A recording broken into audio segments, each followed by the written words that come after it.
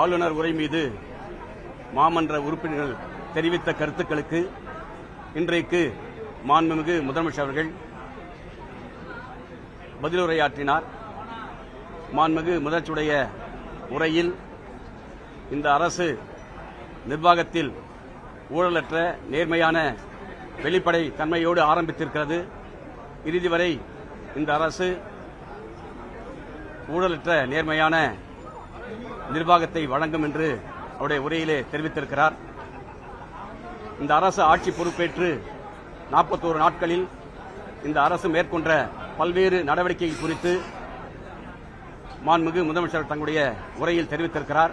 குறிப்பாக சிங்கப்பெண் அதிரடிப்படை அதனுடைய செயல்பாடுகள், மது மற்றும் போதை கலாச்சாரத்தை ஒழிக்கும் வகையில் 711 மதுக்கடைகளை மூடியிருப்பது, மேலும் போதை மற்றும் மது கலாச்சாரத்தை ஒழிக்க இந்த அரசு மேற்கொள்ள இருக்கின்ற நடவடிக்கைகள் குறித்தும், ஏற்கனவே தேர்தல் நேரத்தில் அறிவித்தவாறு 200 யூனிட் மின்சாரம் விவசாயிகளுக்கு விலையில்லாமல் வழங்கப்படும், சமீபத்தில் தமிழ்நாட்டில் ஏற்பட்டிருக்கின்ற கடுமையான மின்வெட்டு, அந்த மின்வெட்டை போக்க இந்த அரசு மேற்கொண்டுள்ள பல்வேறு நடவடிக்கைகள் குறித்தும், மின்வெட்டை போக்க அதிகாரிகள் கொண்ட குழு, கண்காணிப்பு வாகனங்கள் மற்றும் வருங்காலத்தில் மின்வெட்டை சரி செய்ய இந்த அரசு எடுக்கும் நடவடிக்கைகள் குறித்தும் முதலமைச்சர் தன்னுடைய உரையில் தெரிவித்திருக்கிறார்.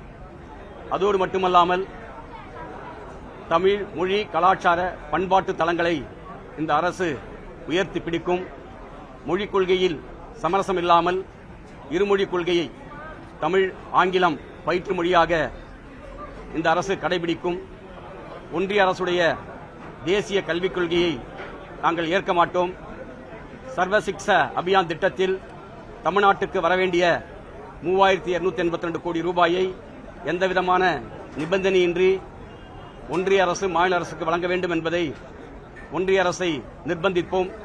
அதேபோல சமூக நீதியின் ஆணிவேராக இருக்கின்ற தமிழ்நாட்டில் ஒன்றிய அரசு இளங்கலை மருத்துவ பட்டப்படிப்புக்கான நுழைவுத் தேர்வில் நீட்டை நுழைத்து தமிழ்நாடு முழுவதும் இன்றைக்கு நீட் மன அழுத்தத்தால் மாணவ செல்வங்கள் இன்றைக்கு தற்கொலை செய்து கொண்டிருக்கிறார்கள். ஆகவே நீட்டை எதிர்த்தும் தீர்மானம் கொண்டுவரப்படும்.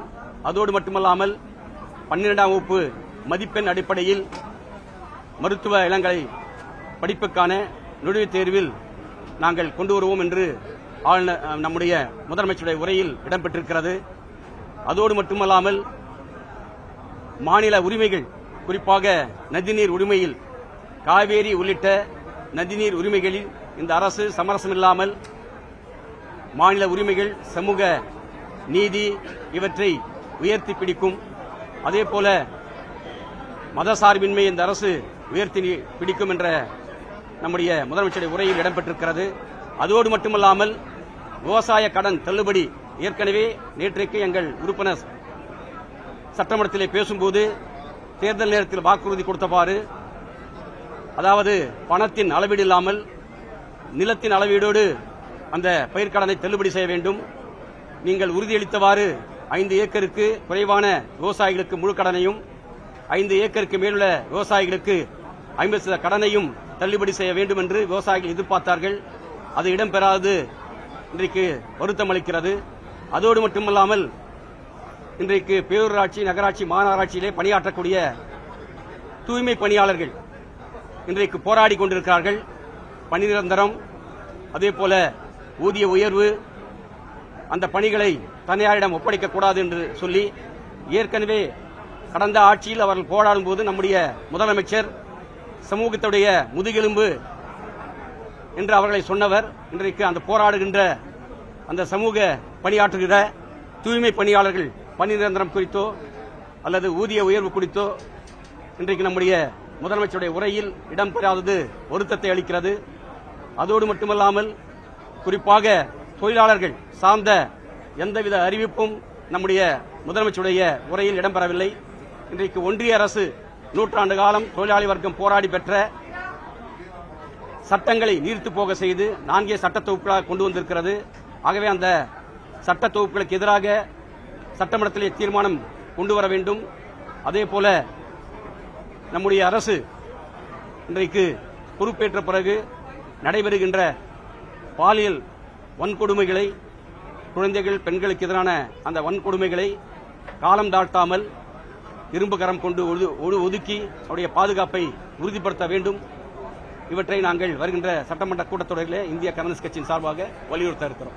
முதலமைச்சர் பேசும்பொழுது யாருடைய தயவிலுமே இந்த ஆட்சி அமையல அப்படின்றாரு. ஆனா திமுகவினர் எங்களுடைய நாங்கள் தான் அனுப்பி வச்சோம்னு சொல்றாங்க. இல்ல, இந்திய கம்யூனிஸ்ட் கட்சியை திமுக அனுப்பி வைக்க வேண்டிய அவசியம் இல்லை.